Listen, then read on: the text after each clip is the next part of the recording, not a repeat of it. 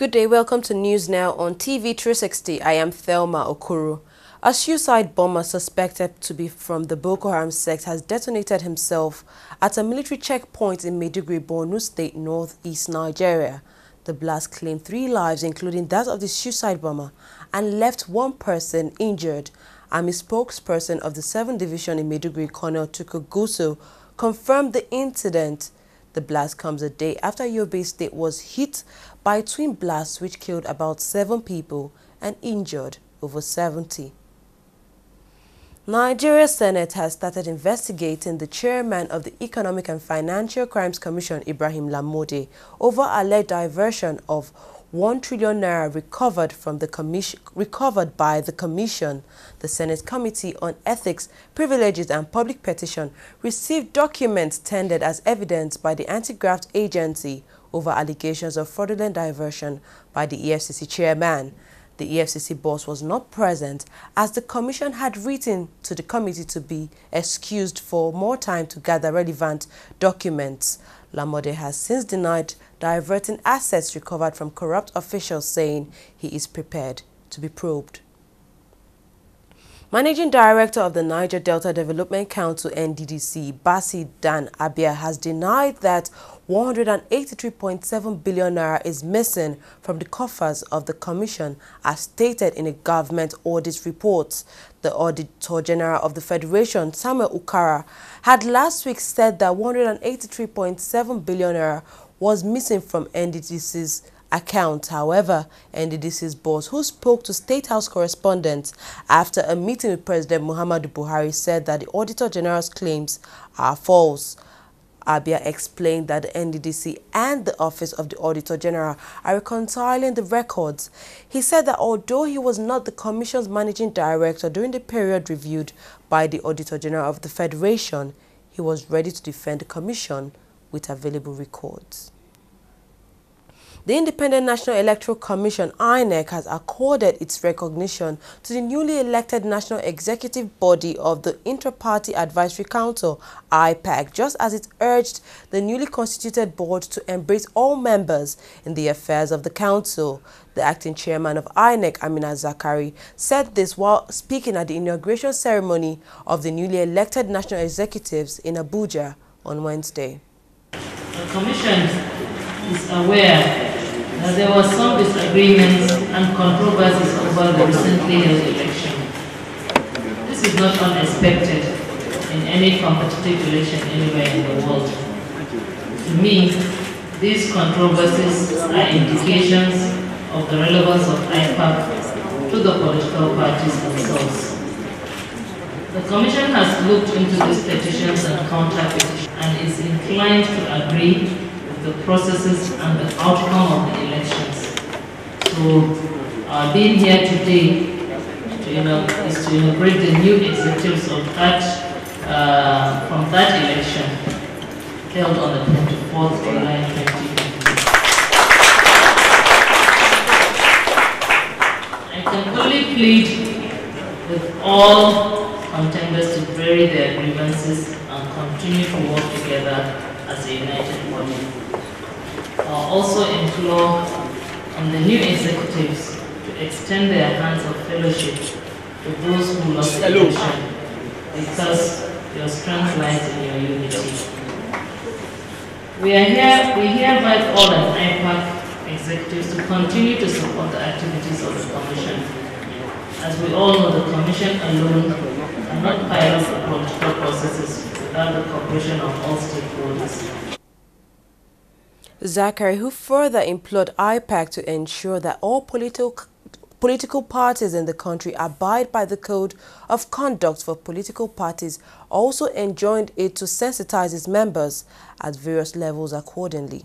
Let me end this remark by requesting IPAC to please play its part in ensuring that the Code of Conduct for political parties continues to guide the behavior of political parties in the country. As you all know, the Code of Conduct is a product of your painstaking contribution to get to where it is today. And if it needs to be reviewed, we are not averse to that process. because it needs to be owned by the political parties and it needs to be driven by them. IPAC will need to sensitize all its members at the state and local government levels on this important document. Responding, the newly elected IPAC chairman Bashir Yusuf pledged that his administration will work towards improving the political landscape in the country. We will work to reposition and strengthen our multi-party democracy so that electoral contest becomes a contest of ideas and programs, not one of money, muzzle, and make-believe. The influence of money in our politics has become extremely pervasive and negative. Under my leadership, IPAC will play a leading role in curtailing the negative influence of money in our politics and will champion the cause of internal democracy within our political parties. Nigeria cannot be a democratic nation if its political parties are not. In this regard, IPAC will institute a peer review mechanism for political parties to assess themselves from time to time. Who participated in the election, those who won and those who did not, for making the context exciting, intense and competitive, probably the most competitive election IPAC ever had. The elections have come and gone. It is normal for political contests to create divisions and leave a sore taste in the mouth. I appeal to all members of IPAC to put these divisions aside, support and cooperate with the new executive committee so we can move into the future together as the brothers and sisters that we are. I extend my hand of friendship to all my colleagues, especially to those who feel dissatisfied with the outcome of the election, and promise to carry everyone along. Ahead of Saturday's gubernatorial of the All Progressives Congress in Kogi State, the party on Wednesday inaugurated a 7-man committee that will conduct the primary election of the party in the state. The committee will be tasked with deciding who will emerge as the sole flag bearer for the polls scheduled for November 29, 2015. Governor of Kaduna State, Nasir El-Rufai, has been announced as the chairman of the committee, while Magnus Abe has been named as the secretary. A coalition of civil society groups has called on the Independent Corrupt Practices and Other Related Offences Commission and the Economic and Financial Crimes Commission (EFCC) to work with the chief security officers of the anti-corruption to protect whistleblowers working in public offices. According to the groups, this will encourage individuals to expose corrupt practices in the society. When we are talking about this whistleblower protection mechanism, I think it is for all of us. We need all, unless you don't want to really help the country and help yourself. As a patriotic Nigerians, I think all of us will need whistleblower protection against these, people who are very few in number but are very powerful. They have stolen the whole resources of this country and they are leaving people in squalor and hunger and poverty and diseases. And yet they say we should not talk about what they have done. I think we must say, and anybody in the name of so-called civil society that is protecting and promoting looters, you should be rest assured that that person is not a genuine civil society. It's a rented, hired, paid agitator, so-called, we are in the name of civil society, but it's not a civil society. You media people by now, you should be able to distinguish between those fake civil society groups and those one that are actually, talking about, their country and how the country will move better. The people we are dealing with are very sophisticated people. People who loot the country. They have resources. Some of them own media organizations. So they tweet the narrative in such a way that even you get confused. But what it is for us as civil society people, as media, is to put our eye on the ball. Mr. Alamude mismanaged 1 trillion naira. That's good. That's good news for the looters to say, you see, even your own EFCC. That's the idea, to bring an integrity deficit on that institution in such a way that even the ordinary person will no longer, but you then ask yourself that how reasonable is that? So even the media that promotes it, what is their own interest? who are they working for? Are they working for the Nigerian people? Transmission Company of Nigeria (TCN) says power generation in the country has reached an all-time high of 4,748 megawatts. This will be the first time power generation in the country will reach that amount. According to the TCN, the high power generation has led to the sustained steady increase of power that has characterized the electricity generation in the past 2 months. This is coming as the Nigerian Electricity Regulatory Commission attributed the problems facing the power sector to corruption and poor budgeting. We'll take a short break now. When we come back, we'll look at more news stories. Don't go away.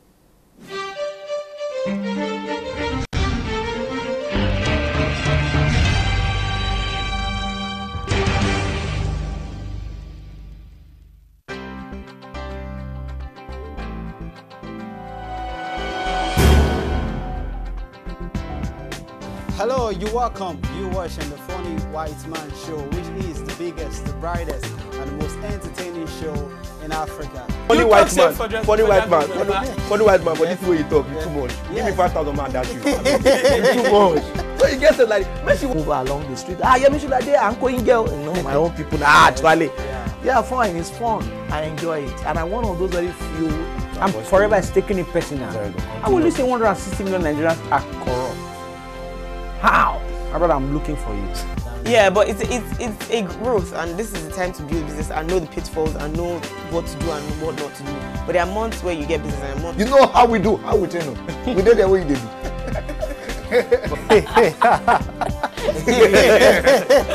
Hello, you're welcome. You're watching Trending Matters on the Funny White Man Show. Of course, we will bring you trending issues just to entertain and tickle your fancy.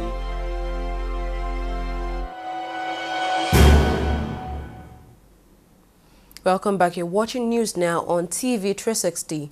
The Nigerian National Petroleum Corporation (NNPC) says it has adopted new measures aimed at reducing cost and strengthening operational efficiency across its value chain. According to a statement on Wednesday, the NNPC said it cancelled the current contract due to exorbitant cost and inappropriate process of engagement. It comes after proper evaluation and in line with the terms of contract for delivery of crude oil to the nation's refineries in Warri, Port Harcourt and Kaduna. The NNPC said it will resort to the delivery of crude oil to the refineries by marine vessels following the incessant attacks on the Port Harcourt-Bonny refinery pipeline and the ex-Gravos crude pipelines by vandals and oil thieves, resulting in the complete unavailability of the pipelines in 2013. The Standard Organization of Nigeria (SON) on Wednesday held a sensitization workshop for stakeholders on boosting import and export trade in Nigeria using the Nigeria Integrated Customs Information System for the processing of SUNCAP, Form M and PAAR electronically. Addressing the participants, Director General of the Standard Organization of Nigeria, Joseph Odumodu, said trade facilitation in Nigeria would entail ensuring industrialists, importers and operators in both private sectors and public institutions carry out their transactions smoothly. The world is changing so fast that all of us must begin to think about how we can link up with the system as it evolves. Because someday, we may not even need certain people to help us to remove our consignments from the port. I don't know if we are thinking about that, but it's a possibility, and sooner or later it will happen. Today, for example, what we are presenting is a system that no longer allows you to come to either Lekki, which is a long way, or to come to Navy House, or to a Papa office, and see somebody, and then he tells you you should pay 5,000. You say, no, let me pay 2. I'll give you 1 instead. The system will no longer allow you to do that. The system will not even allow you to get a SUNCAP by seeing anybody. But you can go online. If you're a manufacturer, it takes you through a route. If you're a non-manufacturer, it takes you through another route. And at the end of it all, you get every document you require from the SON without making contact with anybody in the SON. This part that we are coming here to show you integration, will become very necessary that custom does not import. We handle trade documents. And we have other regulatory government agencies that are working in collaboration with us, who are actually the owners of some of these licenses and permits. So if we don't harmonize our process to serve you better, then we are not giving you the good service that we're supposed to give you. So what do we do is, one, to sit down with our stakeholders, partner government agencies. We used to call them other government agencies, but we say no, they are not other, they are partners in progress. So we say, let's sit down as partners in government regulation of trade and look at how we can serve the trading public better by harmonizing our processes individually and giving it to the trading public in a manner that they can predict their business. They can understand that if I'm to do this business and I start this business, these are the processes. There are no processes that are unique and they are harmonized, not different from any other person. Everybody has access to it at his comfort, such a way that we can encourage legitimate trade. Nigeria's economic growth slowed sharply in the second quarter as lower crude prices took their toll on Africa's biggest economy and top oil producer. Annual growth dropped to 2.35% from 6.54% a year earlier. This is according to the Nigerian Bureau of Statistics. The NBS said oil production fell to 2.5 million barrels per day from 2.21 million barrels over the same period, with oil accounting for more than 90% of Nigeria's foreign exchange earnings and about 70% of government revenues. The fall in crude prices and output has hurt Nigeria's finances and its naira currency. 2 U.S. journalists were killed after being shot during a live TV report in the state of Virginia. WDBJ-7 TV reporter Alison Parker, who is 24 years old, and cameraman Adam Ward, who is 27, were killed on Wednesday morning during an interview in Moneta, Bedford County. The killer has been identified as Vester Flanagan, who had been sacked by the same TV station. He killed himself after a police chase just yesterday. Meanwhile, Vicky Gardner, the woman being interviewed by the late reporter, was also shot but is in a stable condition following a surgery in a hospital. About 50 people have been found dead in a boat carrying migrants intercepted off the coast of Libya, Italian Coast Guard has said. About 430 people have already been rescued alive from the same boat. Thousands of migrants have died and many thousands more have been rescued after setting sail from Libya recently. So far this year, more than 2,000 migrants have died trying to cross the sea to Europe. This is according to the United Nations. To sports stories now, the Athletics Federation of Nigeria AFN has explained why Nigeria's IAAF middle hope Blessing Okabare withdrew from the 200-meter event of the 2015 IAAF World Championship. AFN, in a statement released, said Okabare had a hamstring injury during warm-up and this prevented her from competing in the competition. She is expected to make a speedy recovery in time to compete for Nigeria in the women's 4x100-meter relay. Okabare, who is Africa's queen of the tracks, won bronze in the 2013 championships in Moscow, where she also secured silver in the long jump. Director General of the National Sports Commission, Al-Hassan Yakmut, says the first batch of Nigerian athletes, coaches, and officials for the 2015 All-African Games will depart the country for Congo on August 30th.